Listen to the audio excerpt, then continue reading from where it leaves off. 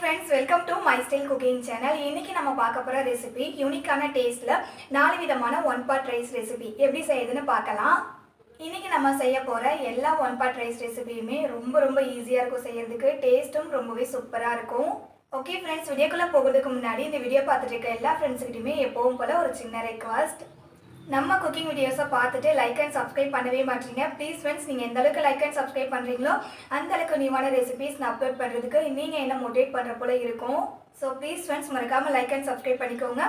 இந்த ரெசிபியும் செஞ்சு பார்த்துட்டு உங்களுடைய ஃபீட்பேக்கை மறக்காமல் என் கூட ஷேர் பண்ணிக்கோங்க. வாங்க இப்போ ரெசிபிக்குள்ளே போகலாம். இன்றைக்கி நம்ம செய்ய போகிற ஒன் பாட் ரைஸ் ரெசிப்பியில் ஃபர்ஸ்ட்டாக நம்ம பார்க்க போகிற ரெசிபி உதிரியான டேஸ்டியான தேங்காய் பால் சாதம் எப்படி செய்கிறதுன்னு பார்க்கலாம். ஃபஸ்ட்டு நம்ம இந்த ரைஸ் செய்கிறதுக்கு அரிசி ஊற வச்சுக்கலாம். நான் இன்றைக்கி பாஸ்மதி அரிசி எடுத்துருக்கேங்க. ஒரு பவுலில் 2 கிளாஸ் அளவுக்கு பாஸ்மதி அரிசி சேர்த்துக்கோங்க. நம்ம வீட்டில் டெய்லியும் சாதம் வடிக்கிறதுக்கு யூஸ் பண்ணோம்ல, அந்த அரிசியில் கூட நீங்கள் இந்த சாதம் செய்யலாம். இப்போ இந்த அரிசியை வந்துட்டு தண்ணி ஊற்றி நல்லா க்ளீனாக வாஷ் பண்ணி எடுத்துக்கோங்க. அரிசியை நல்லா வாஷ் பண்ணதுக்கு அப்புறமா அரிசி கூட தண்ணி சேர்த்துட்டு இப்போ இந்த அரிசியை ஒரு 15 நிமிஷத்துக்கு ஊற வச்சுக்கலாம். நெக்ஸ்ட்டு ஒரு மிக்ஸி கப் எடுத்துக்கோங்க. அதில் ஒரு பெரிய சைஸ் தேங்காவில் பாதி தேங்காவை மட்டும் கட் பண்ணிவிட்டு அதை மிக்ஸி கப்பில் சேர்த்துக்கலாம். இப்போது இந்த தேங்காவை அரைக்கிறதுக்காக இதில் கொஞ்சமாக தண்ணி சேர்த்துட்டு தேங்காவை நல்லா ஃபைன் பேஸ்ட் கன்சிஸ்டன்சிக்கு அரைச்சிக்கோங்க. இப்போ பாருங்கள், இந்த அளவுக்கு நல்லா ஃபைனாக அரைச்சி எடுத்துக்கோங்க.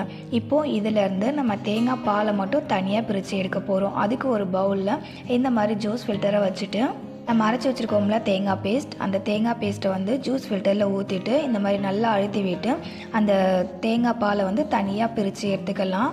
அரைச்ச தேங்காவை இந்த மாதிரி கையில் எடுத்து நல்லா புழிஞ்சோம் அப்படின்னா தேங்காய் பால் எல்லாமே தனியாக வந்துடும். இப்போ இந்த தேங்காய் சக்கையை வந்துட்டு மிக்ஸி கப்பில் சேர்த்துக்கோங்க. இது வந்து ஃபஸ்ட்டு தேங்காய் பால் எடுத்தாச்சு. இப்போ இது அப்படியே இருக்கட்டும். அடுத்தது நம்ம தேங்காய் சக்கையை மிக்ஸி கப்பில் போட்டு வச்சுருக்கோம்ல, அதில் இன்னும் கொஞ்சம் தண்ணி சேர்த்துட்டு திரும்ப வந்து நல்லா அரைச்சிக்கோங்க. அரைச்சிட்டு ஃபஸ்ட்டு நம்ம தேங்காய் பாலை வந்து ஃபில்டர் பண்ணி எடுத்தோம்ல, அதே மாதிரி இப்போவும் இதில் இருக்கிற தேங்காய் பாலை ஃபில்டர் பண்ணி எடுத்துக்கலாம். இப்போது இதிலேருந்து எடுக்கிற தேங்காய் சக்கையை வந்து தூக்கி போட்டுடாமல் இதில் வந்துட்டு நீங்கள் டெசிகேட்டட் கோகோனட் பவுடர் ரெடி பண்ணிக்கலாங்க. அப்படி இல்லைனா சட்னி செய்யறது கூட நீங்கள் இந்த தேங்காய் சக்கையை யூஸ் பண்ணிக்கலாம். அவ்வளோதான், தேங்காய் பால் ரெடி பண்ணியாச்சு. ஃபஸ்ட்டு தேங்காய் பால், செகண்ட் தேங்காய் பால் ரெண்டுமே வந்து மிக்ஸ் பண்ணியே வச்சுக்கலாம். இப்போது இது அப்படியே இருக்கட்டுங்க. அடுத்தது ஸ்டவ் ஆன் பண்ணிவிட்டு ஒரு குக்கர் வச்சுட்டு குக்கரை சூடு பண்ணிக்கோங்க. குக்கர் சூடானதுக்கு அப்புறமா இதில் 2 டேபிள் ஸ்பூன் எண்ணெய் சேர்த்துக்கலாம். கூடவே 1 டேபிள் ஸ்பூன் நெய் சேர்த்துக்கோங்க.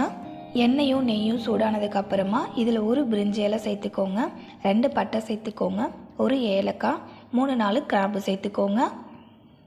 இப்போ இது எல்லாமே எண்ணெயில் வரப்பட்டு வந்ததுக்கு அப்புறமா இதில் காரத்துக்கு தகுந்த போல் பச்சை மிளகாவை கட் பண்ணி சேர்த்துக்கலாம். நான் எடுத்துக்கிற பச்சை மிளகாவில் காரம் கம்மியாக இருக்குது, அதனால் 5 பச்சை மிளகாவை 2 கட் பண்ணி சேர்த்துருக்கேன். கூடவே 3 மீடியம் சைஸ் வெங்காயத்தை நீளவாக்கில் கட் பண்ணி சேர்த்துக்கோங்க. சேர்த்துட்டு வெங்காயத்தையும் பச்சை மிளகாவையும் வதக்கி விட்டுக்கோங்க. இது ரெண்டுமே நல்லா வதங்கி வரணும் அப்படின்ற அவசியம் இல்லை. வெங்காயம் வந்துட்டு ஜஸ்ட் ஒரு கண்ணாடி பதத்துக்கு வதங்கி வந்தால் போதும், அது வரைக்கும் வதக்கி விட்டுக்கலாம். இப்போ பாருங்கள், வெங்காயம் கண்ணாடி பதத்துக்கு வதங்கி வந்திருக்கு, பச்சை மிளகாவுமே நல்லா வதங்கியிருக்கு. இப்போ இதில் வந்துட்டு கொஞ்சமாக கொத்தமல்லி, அதுக்கப்புறம் புதினா சேர்த்துட்டு வதக்கி விட்டுக்கோங்க. நம்ம வந்துட்டு ஒரு அரை கைப்பிடி அளவுக்கு புதினா கொத்தமல்லி சேர்ப்போம்ல, அதை விடவே கம்மியாக வந்துட்டு புதினாவும் கொத்தமல்லியும் சேர்த்துக்கோங்க. புதினா கொத்தமல்லியை சேர்த்து நல்லா வதக்கி விட்டதுக்கு அப்புறமா இப்போ இதில் வந்துட்டு ஒரு 1.5 டேபிள் ஸ்பூன் அளவுக்கு இஞ்சி பூண்டு பேஸ்ட்டு சேர்த்துட்டு இஞ்சி பூண்டோடைய பச்சை வாசனை போகிற வரைக்கும் நல்லா வதக்கி விட்டுக்கலாம். இஞ்சி பூண்டு பேஸ்ட்டோடைய பச்சை வாசனை போயிட்டு நல்லா வதங்கி வந்ததுக்கு அப்புறமா இதில் நம்ம ரெடி பண்ணி வச்சுருக்கோம்ல தேங்காய் பால், அதை வந்து சேர்த்துக்கலாம்.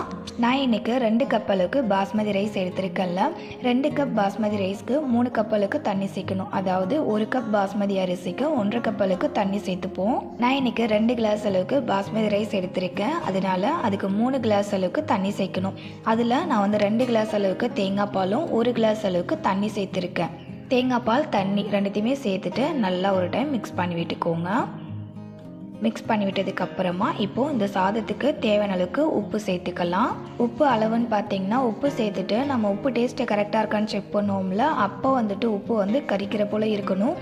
அந்த மாதிரி இருந்துச்சு அப்படின்னா தான் இதில் வந்து ரைஸ் போட்டு வேக வச்சதுக்கப்புறமா உப்பு அளவு கரெக்டாக இருக்கும். உப்பு சேர்த்து இந்த தண்ணியை நல்லா மிக்ஸ் பண்ணி விட்டுட்டு தண்ணி சூடாகி கொதிச்சு வர விட்டுருங்க.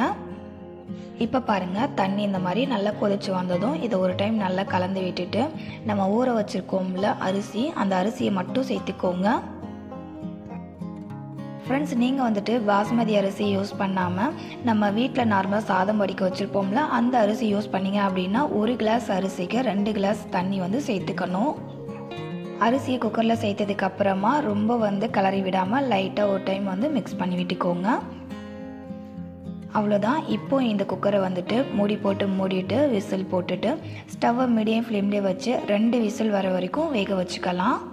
ஆல்ரெடி நம்ம சேனலில் லஞ்ச் பாக்ஸ் ரெசிபீஸ் நிறைய அப்லோட் பண்ணியிருக்கேன். அது மட்டும் இல்லாமல் குழம்பு வெரைட்டிஸ், அதுக்கப்புறம் பிரேக்ஃபாஸ்ட் அண்ட் டின்னர் ரெசிபீஸ்லாம் அப்லோட் பண்ணியிருக்கேன். அந்த ரெசிபீஸோட லிங்க் எல்லாத்தையுமே இந்த வீடியோ கீழே டிஸ்கிரிப்ஷனில் லிங்க் தரேன். உங்களுக்கு தேவைப்பட்டதுன்னா செக் பண்ணி பாருங்கள். குக்கர்லேருந்து 2 விசில் வந்ததுக்கப்புறமா குக்கரில் இருக்க ப்ரெஷர் எல்லாமே ரிலீஸ் ஆகிற வரைக்கும் அப்படியே விட்டுடுங்க. அதுக்குள்ளே இந்த தேங்காய் பால் சாதத்துக்கு ஒரு டேஸ்டியான சைட் டிஷ்ஷும் பார்த்துடலாம். நம்ம பொதுவாக தேங்காய் பால் சாதத்துக்கு கிரேவி அப்படின்னா வறுவல் பொரியல்னு சொல்லிட்டு தான் சைட் டிஷ் வைப்போம். ஆனால் இன்றைக்கி நான் செஞ்சு காமிச்சிருக்கேன் இந்த இனிப்பு கார சட்னியை ஒரு டைம் நீங்கள் செஞ்சு தேங்காய் பால் சாதத்துக்கு கூட வச்சு சாப்பிடுங்க. டேஸ்ட்டு செம்ம சூப்பராக இருக்கும் அண்ட் செய்யறதும் ரொம்ப சிம்பிளாக இருக்கும்.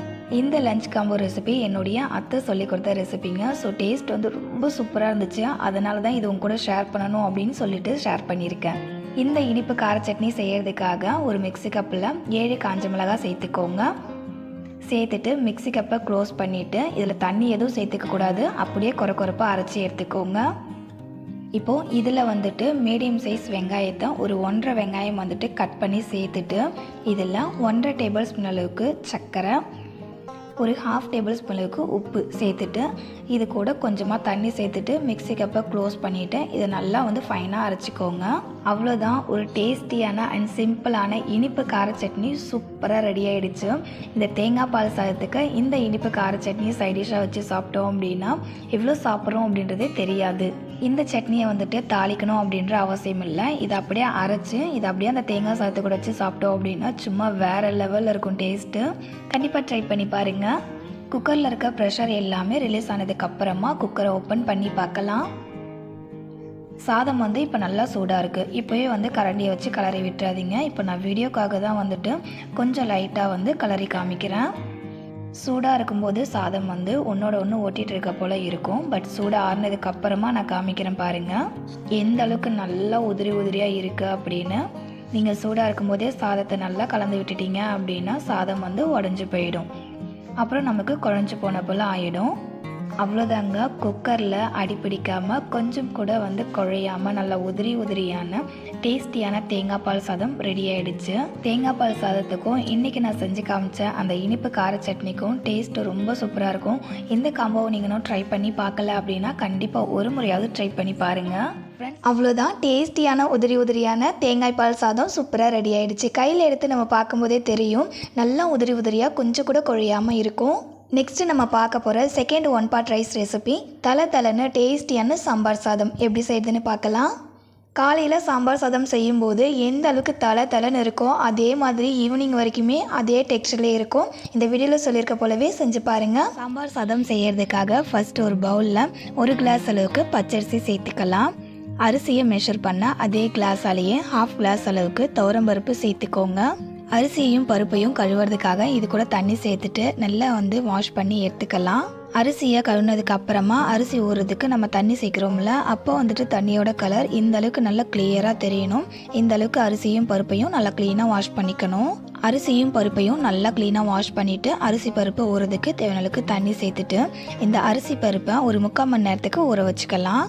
இது அப்படியே இருக்கட்டும். அடுத்தது நம்ம புளி வந்து ஊற வச்சுக்கலாங்க. அடுத்து புளி ஊற வைக்கிறதுக்காக ஒரு சின்ன பவுலில் புளி சேர்த்துக்கோங்க. புளியோட அளவு பார்த்தீங்கன்னா இந்த மாதிரி ஒரு சின்ன லெமன் சைஸ் அளவுக்கு புளி எடுத்துக்கோங்க. சாம்பார் சாதத்தில் புளி டேஸ்ட் அதிகமாக இருக்கக்கூடாது, சும்மா லைட்டாக தான் இருக்கணும். அதனால் சின்ன லெமன் சைஸ் அளவுக்கு மட்டும் புளி எடுத்துக்கோங்க.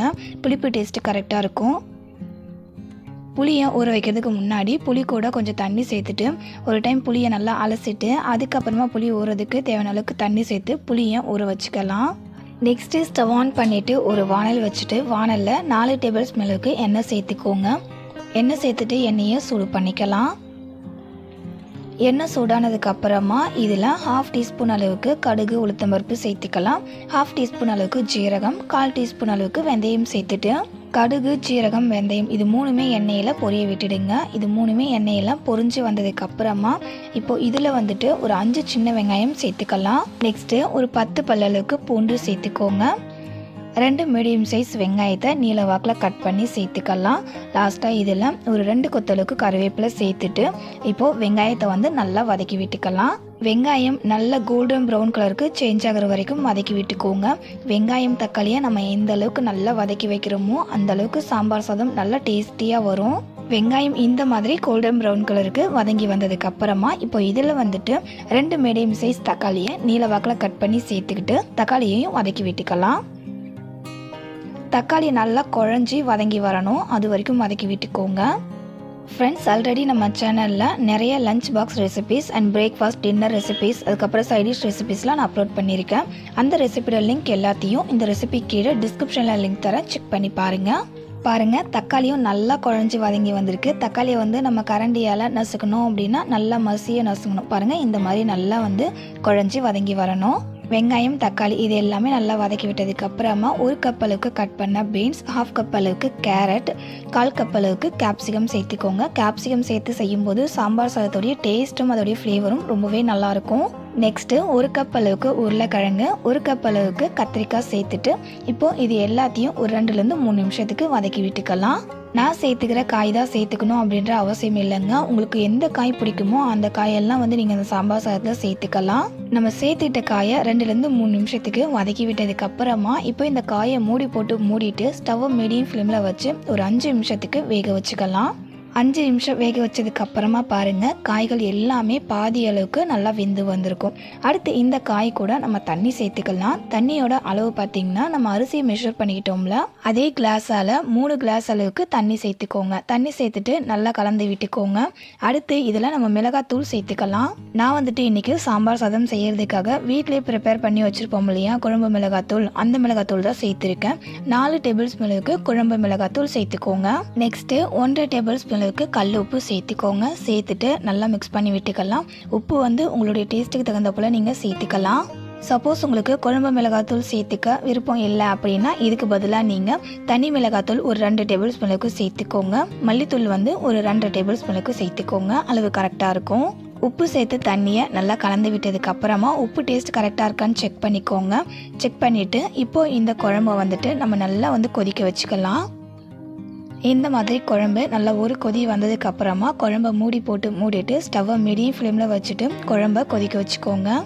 குழம்புல நம்ம சேர்த்துருக்க மிளகாத்தூளுடைய பச்சை வாசனை போகணும், அதே போல் காய் வந்து வெந்து வரணும். அது வரைக்கும் குழம்பை கொதிக்க வச்சுக்கலாம். குழம்பு ஒரு பக்கம் கொதிக்கிற கேப்பில் நம்ம வந்து அரிசியையும் பருப்பையும் வேக வச்சுக்கலாம். அரிசி பருப்பை நம்ம 3/4 மணி நேரம் ஊற வச்சுருந்தோம்ல, அது நல்லாவே ஊறி வந்திருக்கும். இப்போ அரிசி பருப்பில் இருக்கிற தண்ணியை வடிகட்டிட்டு அரிசியையும் பருப்பையும் குக்கரில் சேர்த்துக்கோங்க. சேர்த்துட்டு இப்போ இதில் வந்துட்டு நம்ம அரிசியை வந்து மெஷர் பண்ணிட்டோம்ல, அதே கிளாஸால் 4 கிளாஸ் அளவுக்கு தண்ணி சேர்த்துக்கலாம். நம்ம வந்துட்டு 1 கிளாஸ் அரிசி அது கூட 1/2 கப் அளவுக்கு துவரம்பருப்பு எடுத்துக்கிட்டோம்ல, அதுக்கு 4 கிளாஸ் அளவுக்கு தண்ணி கரெக்டாக இருக்கும். இதை விட கம்மியாகவும் சேர்த்துக்காதீங்க, அதிகமாகவும் தண்ணி சேர்த்துக்காதீங்க, இந்த அளவே கரெக்டாக இருக்கும். நெக்ஸ்ட்டு இந்த அரிசி பருப்பு கூட ஒரு 1/2 டேபிள் ஸ்பூன் அளவுக்கு மஞ்சத்தூள் சேர்த்துட்டு 3/4 டேபிள் ஸ்பூன் அளவுக்கு உப்பு சேர்த்துட்டு நல்லா கலந்து விட்டுக்கோங்க. கலந்து விட்டதுக்கு அப்புறமா குக்கரை மூடிட்டு விசில் போட்டுடலாம். விசில் போட்டதுக்கு அப்புறமா ஸ்டவ்வை மீடியம் ஃப்ளேமில் மாற்றிட்டு குக்கர் வந்துட்டு 4 விசில் வர வரைக்கும் விட்டுடுங்க. 4 விசில் விட்டு வேக வச்சோம் அப்படின்னாலவே அரிசியும் பருப்பும் நல்லா குழஞ்சி வெந்து வரும். குக்கர்லேருந்து 4 விசில் வந்ததுக்கு அப்புறமா ஸ்டவ் ஆஃப் பண்ணிவிட்டு இந்த குக்கரை எடுத்து சைடில் வச்சுக்கோங்க. குக்கரில் இருக்க ப்ரெஷர் எல்லாமே ரிலீஸ் ஆகட்டும், அதுக்கப்புறமா ஓப்பன் பண்ணலாம். அடுத்து குழம்பு கொதிச்சிருக்கான்றதை பார்க்கலாம். குழம்பு ஓப்பன் பண்ணி பாருங்கள். குழம்பு நல்லா எண்ணெய் பிரிஞ்சு குழம்புல இருக்கிற அந்த மிளகாத்தூளுடைய பச்சை வாசனைலாம் போயிட்டு நல்லா கொதிச்சு வந்திருக்கு. காய் வெந்திருக்கான்றதை செக் பண்ணிக்கலாம். காயெல்லாம் வெந்திருக்கான்னு பார்க்குறதுக்கு இந்த மாதிரி காயை வந்து கரண்டியில் எடுத்துட்டு ஒரு கத்தியை வச்சு காயை இந்த மாதிரி கட் பண்ணி பாருங்கள். கட் பண்ணும்போது நல்லா சாஃப்டாக கட் ஆகணும். இந்த அளவுக்கு நல்லா சாஃப்டாக வெந்திருக்கணும் காய். குழம்பு கொதிச்சிடுச்சுங்க. இப்போ இந்த குழம்பு கூட வந்துட்டு நம்ம ஏற்கனவே புளி ஊற வச்சுருந்தோம்ல, அந்த புளியை வந்து தண்ணியில் கரைச்சிட்டு புளி தண்ணியை மட்டும் குழம்பு கூட சேர்த்துட்டு ஒரு டைம் நல்லா வந்து கலந்து விட்டுக்கலாம். காய்கள் எல்லாமே நல்லா சாஃப்டாக வெந்ததுக்கப்புறம் தான் புளி தண்ணி சேர்க்கணும். காய் வேகிறதுக்கு முன்னாடியே புளி தண்ணி சேர்த்துட்டிங்க அப்படின்னா காய் வந்து வேகாது. புளி தண்ணியை குழம்பு கூட சேர்த்ததுக்கப்புறமா குழம்பு வந்து ஒரு கொதிக்க வைக்கணும். பாருங்கள், கொஞ்ச நேரத்துலேயே குழம்பு வந்துட்டு இந்த மாதிரி நல்லா வந்து கொதிச்சு வரும். இந்த ஸ்டேஜில் ஒரு 2 சின்ன துண்டு அளவுக்கு வெல்லம் சேர்த்துக்கோங்க. வெல்லம் சேர்த்துட்டு ஸ்டவ் ஆஃப் பண்ணிவிட்டு லாஸ்ட்டாக இதில் ஒரு 1/2 டேபிள் ஸ்பூன் அளவுக்கு பெருங்காயத்தூள் சேர்த்துட்டு நல்லா மிக்ஸ் பண்ணி விட்டுக்கலாம். அவ்வளோதான், சாம்பார் சாதம் செய்யறதுக்கு அரிசியும் பருப்பையும் வேக வச்சாச்சு. இன்னொரு பக்கம் குழம்பையும் ரெடி பண்ணியாச்சு. அவ்வளோதான், இப்போ இது ரெண்டுத்தையுமே வந்து நம்ம சேர்த்து மிக்ஸ் பண்ணி விடுற வேலை தான். குக்கரில் இருக்க ப்ரெஷர் எல்லாமே ரிலீஸ் ஆனதும் குக்கரை ஓப்பன் பண்ணி பாருங்கள். பார்க்கும்போதே உங்களுக்கு தெரியும் அரிசியும் பருப்பும் எந்த அளவுக்கு நல்லா குழஞ்சி வெந்து வந்திருக்கு அப்படின்றது. இப்போது இந்த அரிசியும் பருப்பையும் நல்லா வந்து நம்ம கரண்டியால் மசிச்சு விட்டுக்கலாம். அரிசியும் பருப்பும் நல்லா குழஞ்சி தான் வெந்து வந்திருக்கும். இருந்தாலும் கரண்டியில் நம்ம வந்து மசிச்சு விட்டோம் அப்படின்னா இன்னுமே வந்து சாம்பார் சாதம் நல்லா குழைவாக இருக்கும். பாருங்கள், இந்த அளவுக்கு சாதத்தை நல்லா குழைவாக மசிச்சு விட்டதுக்கு அப்புறமா இப்போ ஸ்டவ் ஆன் பண்ணிவிட்டு ஸ்டவ்வை வந்துட்டு லோ ஃப்ளேமில் வச்சுட்டு நம்ம ரெடி பண்ணி வச்சுருக்க குழம்ப இந்த சாதத்து கூட கொஞ்சம் கொஞ்சமாக சேர்த்து மிக்ஸ் பண்ணி விட்டுக்கலாம். சாதத்தையும் குழம்பையும் பார்க்கும்போது குழம்பு வந்து அதிகமாக இருக்கிற போல் இருக்கும். ஆனால் நம்ம சாதத்து கூட குழம்பு சேர்த்து மிக்ஸ் பண்ணிவிட குழம்போடைய அளவு வந்து கரெக்டாக இருக்கும். நம்ம ரெடி பண்ண குழம்பு வந்து கொஞ்சம் கூட மிச்சம் இல்லாமல் எல்லா குழம்பையுமே சாதத்து கூட சேர்த்து கலந்து விட்டுடணும். அதே போல் சாதம் வந்துட்டு குக்கரில் பாதி அளவுக்கு தான் இருந்திருக்கும் நம்ம வேக வச்சு எடுக்கும்போது. ஆனால் அந்த சாதத்து கூட நம்ம குழம்பு சேர்த்து கலந்து விட சாதம் வந்துட்டு அதிகமான அளவில் நமக்கு வருங்க. நம்ம ரெடி பண்ண எல்லா குழம்பையுமே சாதத்து கூட சேர்த்து நம்ம கலந்து விட்டோம் அப்படின்னா மட்டும்தான் நீங்கள் காலையில் சாம்பார் சாதம் செய்கிறீங்க அப்படின்னா கூட ஈவினிங் வரைக்குமே வந்துட்டு கட்டியாகாமல் நல்லா தளன்னு இருக்கும். பாருங்கள், நான் எல்லா குழம்பையுமே வந்துட்டு சாதத்து கூட சேர்த்துக்கிட்டேன். குழம்பு வந்துட்டு சாதத்து கூட கொஞ்சம் கொஞ்சமாக சேர்த்து கலந்து விடுங்க. அப்போ தான் வந்து நமக்கு மிக்ஸ் பண்ணி விடுறதுக்கு ஈஸியாக இருக்கும். இந்த சாம்பார் சாதத்தை சைடிஷே இல்லாமல் அப்படியே சாப்பிடலாம், அவ்வளோ டேஸ்டியாக இருக்கும். உங்களுக்கு வந்து சைடிஷே இல்லாமல் எந்த சாதமே சாப்பிட பிடிக்காது அப்படின்னா மட்டும் இந்த சாம்பார் சாதத்து கூட நம்ம வந்து கஞ்சி வத்தல் இருக்கும்ல, அதை வந்து பொரிச்சு வச்சு சாப்பிடுங்க. சாம்பார் சாதத்துக்கும் கஞ்சி வத்தலுக்கும் டேஸ்ட் செம்ம சூப்பராக இருக்கும். ட்ரை பண்ணி பாருங்க. இப்போ சாதத்து கூட எல்லா குழம்பையுமே சேர்த்து நல்லா கலந்து விட்டதுக்கு அப்புறமா இந்த ஸ்டேஜில் ஸ்டவ் ஆஃப் பண்ணிட்டு ஒரு 1/2 டீஸ்பூன் அளவுக்கு நெய் சேர்த்துட்டு சாம்பார் சாதத்தை மிக்ஸ் பண்ணி விட்டுக்கலாம். நெய் சேர்த்து செய்யும்போது சாம்பார் சாதத்தோடைய டேஸ்ட், அதோடைய ஃப்ளேவர் ரொம்ப நல்லா இருக்குங்க. உங்களுக்கு நெய்யோட ஃப்ளேவர் பிடிக்காது அப்படின்னா மட்டும் நெய்யை வந்து நீங்கள் ஸ்கிப் பண்ணிக்கலாம். அவ்வளோதான் ஃப்ரெண்ட்ஸ், சூப்பரான டேஸ்ட்டில் தலன்னு சாம்பார் சாதம் செஞ்சு காமிச்சிருக்கேன். உண்மையாகவே இந்த சாம்பார் சாதத்தோடைய டேஸ்ட் ரொம்ப நல்லாயிருக்கும். கண்டிப்பாக ட்ரை பண்ணி பாருங்கள். லாஸ்ட்டாக இந்த சாம்பார் சாதத்தில் கட் பண்ண கொத்தமல்லி இலைகள் கொஞ்சம் சேர்த்துட்டு சாதத்தை மிக்ஸ் பண்ணி விட்டுக்கலாம். அவ்வளோதான், ரொம்ப டேஸ்டியான தலன்னு சாம்பார் சாதம் சூப்பராக ரெடி ஆகிடுச்சு. ஃப்ரெண்ட்ஸ், இன்றைக்கி உங்கள் கூட ஷேர் பண்ணிக்கிட்டேன் இந்த சாம்பார் சாதம் ரெசிபி உங்களுக்கு பிடிச்சிருந்தது அப்படின்னா ப்ளீஸ் ஃப்ரெண்ட்ஸ் இந்த வீடியோக்கு ஒரு லைக் பண்ணிக்கோங்க. உங்களுடைய ஃப்ரெண்ட்ஸ் அண்ட் ரிலேட்டிவ்ஸ்க்கும் ஷேர் பண்ணிக்கோங்க. அவங்களுக்கும் இந்த ரெசிபி ரொம்ப யூஸ்ஃபுல்லாக இருக்கும். வீடியோலாம் பார்க்கும்போதே உங்களுக்கு தெரியும் சாம்பார் சாதம் எந்த அளவுக்கு நல்லா குழைவாக தலன்னு இருக்குது அப்படின்னு. கண்டிப்பாக இந்த ரெசிபியை ட்ரை பண்ணி பார்த்துட்டு உங்களுடைய ஃபீட்பேக்கையும் மறக்காமல் என் கூட ஷேர் பண்ணிக்கோங்க. ஒரு பர்ஃபெக்டான தலன்னு டேஸ்டியான சாம்பார் சாதம் செய்யணும் அப்படின்னா இந்த வீடியோவில் சொல்லியிருக்க அதே போல் செஞ்சு பாருங்கள், பர்ஃபெக்டாக வரும். நெக்ஸ்ட்டு நம்ம பார்க்க போகிற 1 பார்ட் ரைஸ் ரெசிபி பட்டாணி சாதம் எப்படி செய்கிறதுன்னு பார்க்கலாம். இந்த டேஸ்டியான லஞ்ச் பாக்ஸ் ரெசிபி செய்கிறதுக்காக ஃபர்ஸ்ட் ஒரு பவுலில் 2 கிளாஸ் அளவுக்கு சாப்பாட்டு அரிசி சேர்த்திக்கோங்க. நான் வந்துட்டு இன்றைக்கி நம்ம ரெகுலராக யூஸ் பண்ணுற சாப்பாட்டு அரிசி தான் யூஸ் பண்ணியிருக்கேன். இதுக்கு பதிலாக நீங்கள் பாஸ்மதி அரிசி அப்படின்னா வந்து சீரக சம்பா அரிசி எது வேணாலும் எடுத்துக்கலாம். அரிசியை கழுவுறதுக்காக அரிசி கூட தண்ணி சேர்த்துட்டு அரிசியை நல்லா தண்ணி ஊற்றி ஒரு 5லேருந்து 6 டைம் நல்லா வாஷ் பண்ணி எடுத்துக்கோங்க. அரிசியை நல்லா க்ளீனாக வாஷ் பண்ணதுக்கு அப்புறமா அரிசி கூட தண்ணி சேர்த்துட்டு அரிசியை ஒரு 1/2 hour வந்துட்டு நல்லா ஊற வச்சிடலாம். அரிசி ஊறிட்டுருக்கட்டும். அதுக்குள்ளே இந்த சாதம் செய்கிறதுக்கு நம்ம சிம்பிளாக ஒரு மசாலா பேஸ்ட் அரைச்சிக்கலாம். அதுக்கு ஒரு மிக்ஸி கப்பில் சின்ன சைஸில் ஒரு 7 பட்டை சேர்த்துக்கோங்க. அடுத்து 6 கிராம்பு சேர்த்துக்கோங்க. வாசனைக்காக ஒரே ஒரு ஏலக்காய் சேர்த்துக்கோங்க. கூடவே ஒரு 6 சின்ன துண்டு அளவுக்கு இஞ்சி சேர்த்துக்கலாம். 10 பல் அளவுக்கு பூண்டும் சேர்த்துக்கோங்க. நெக்ஸ்ட்டு இதில் ஒரு 12 சின்ன வெங்காயம் சேர்த்துக்கலாம். கூடவே 1/2 கைப்பிடி அளவுக்கு கொத்தமல்லி, 1/2 கைப்பிடி அளவுக்கு புதினா சேர்த்துட்டு இப்போ இதில் கொஞ்சமாக தண்ணி ஆட் பண்ணிவிட்டு இப்போ இதை வந்து ஃபைன் பேஸ்ட் கன்சிஸ்டன்சிக்கு அரைச்சிக்கோங்க. பாருங்கள், இந்த மாதிரி நல்லா ஃபைன் பேஸ்ட் கன்சிஸ்டன்சிக்கு அரைச்சதுக்கு அப்புறமா இப்போ இது கூட வந்துட்டு ஒரு 8 பச்சை மிளகாவை நான் சேர்த்துக்கிட்டு திரும்ப அரைச்சி எடுத்துக்கிறேன். ஃபஸ்ட்டு வந்து மிளகாவை சேர்த்துக்கிறதுக்கு மிக்ஸி கப்பில் இடம் இல்லை, அதனால் ஃபஸ்ட்டு வந்து புதினா கொத்தமல்லியெல்லாம் அரைச்சிட்டு அதுக்கப்புறமா பச்சை மிளகாவை அரைச்சிருக்கேன். பச்சை மிளகாய் உங்களுடைய காரத்துக்கு தகுந்த போல் சேர்த்துக்கோங்க. இந்த சாதத்துக்கு காரத்துக்காக நம்ம பச்சை மிளகாய் மட்டும்தான் சேர்த்துக்க போகிறோம். எக்ஸ்ட்ரா மிளகாத்தூள்லாம் ஆட் பண்ண மாட்டோம். பச்சை மிளகாவை சேர்த்து இந்த மாதிரி ஃபைன் பேஸ்ட் கன்சிஸ்டன்சிக்கு அரைச்சதுக்கு அப்புறமா இப்போ இந்த பேஸ்ட்டை வந்துட்டு ஒரு பக்கம் வச்சுடுங்க. நெக்ஸ்ட்டு ஸ்டவ் ஆன் பண்ணிவிட்டு ஒரு குக்கர் வச்சுட்டு குக்கரில் 4 டேபிள் ஸ்பூன் அளவுக்கு எண்ணெய் சேர்த்திக்கோங்க.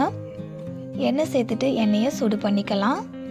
எண்ணெய் சூடானதுக்கு அப்புறமா இதில் ஒரு பிரிஞ்சி இலை, ஒரு அன்னாச்சி பூ சேர்த்துட்டு எண்ணெயில் வறுபட விட்டுருங்க. பிரிஞ்சி இலையும் அன்னாச்சி பூவும் எண்ணெயில் வறுபட்டு வந்ததுக்கு அப்புறமா இதில் ஒரு 2 மீடியம் சைஸ் வெங்காயத்தை நீல வாக்கில் கட் பண்ணி சேர்த்துட்டு வெங்காயத்தை வதக்கி விட்டுக்கலாம். நான் எடுத்துக்கிற வெங்காயம் வந்துட்டு சின்ன சைஸில் இருந்துச்சு, அதனால் 5 சின்ன சைஸ் வெங்காயம் எடுத்துருந்தேன்.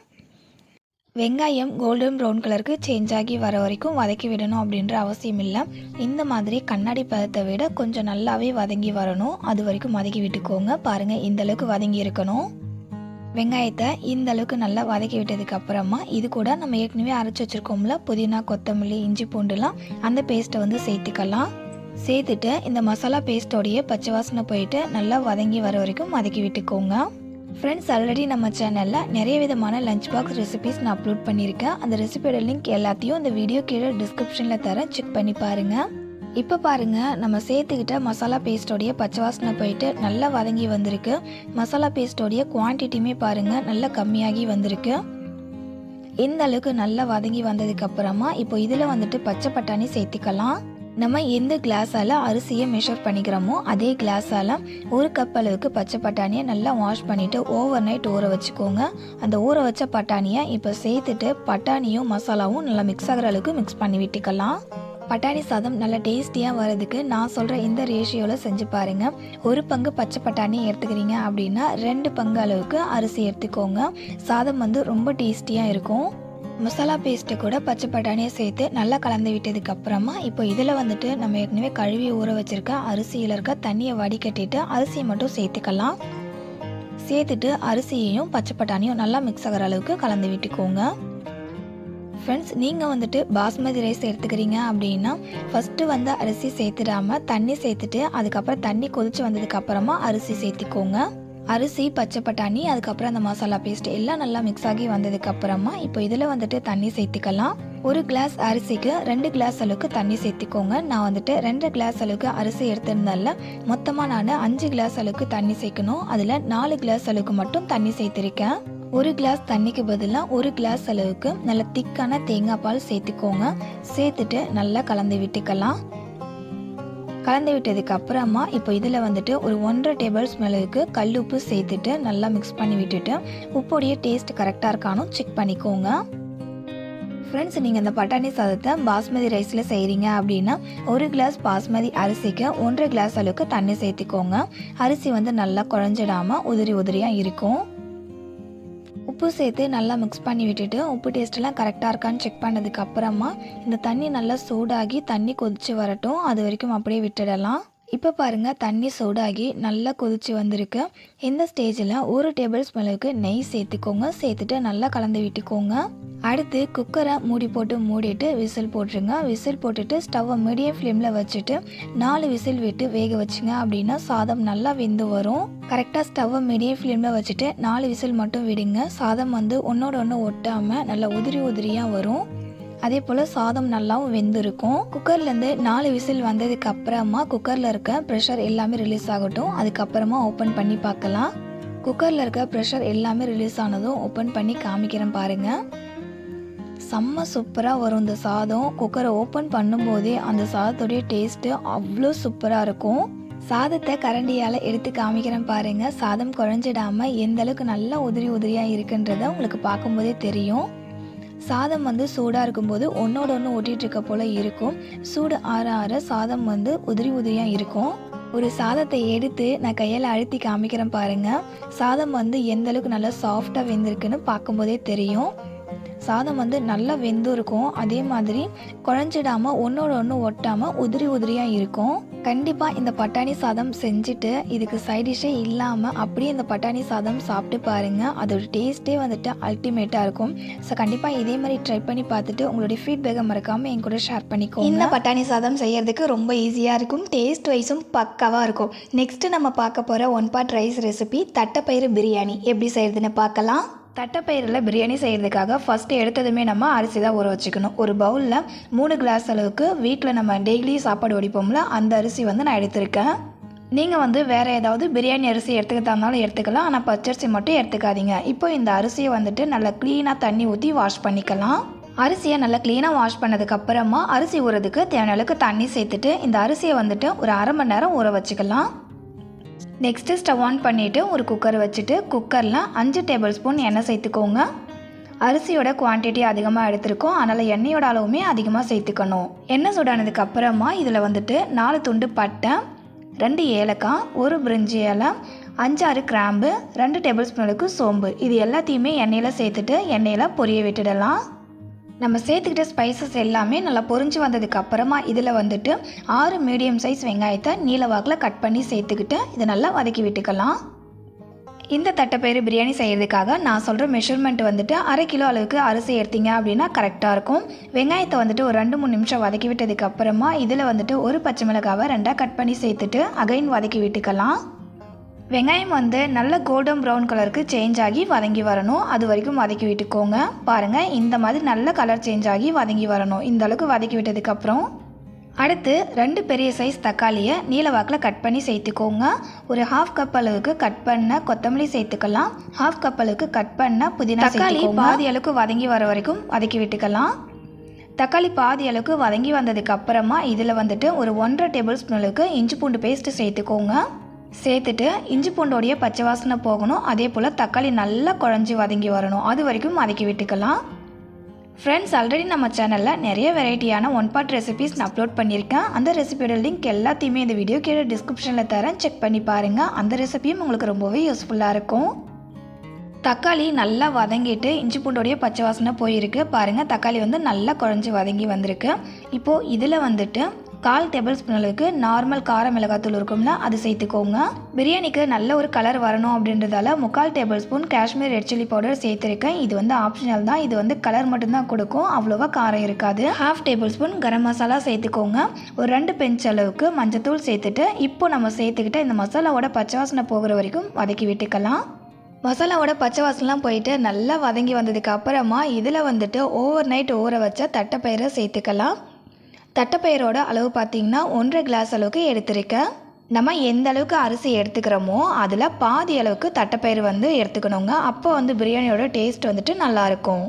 தட்டைப்பயிரை சேர்த்துட்டு நல்லா இந்த மாதிரி கலந்து விட்டுருங்க. கலந்து விட்டதுக்கு அப்புறமா நம்ம ஏற்கனவே ஊற வச்சுருக்கோம்ல அரிசி, அதில் இருக்க தண்ணியை வடிகட்டிட்டு அரிசியை மட்டும் இந்த தட்டைப்பயிறு கூட சேர்த்துக்கோங்க. சேர்த்துட்டு நல்லா கலந்து விட்டுருங்க.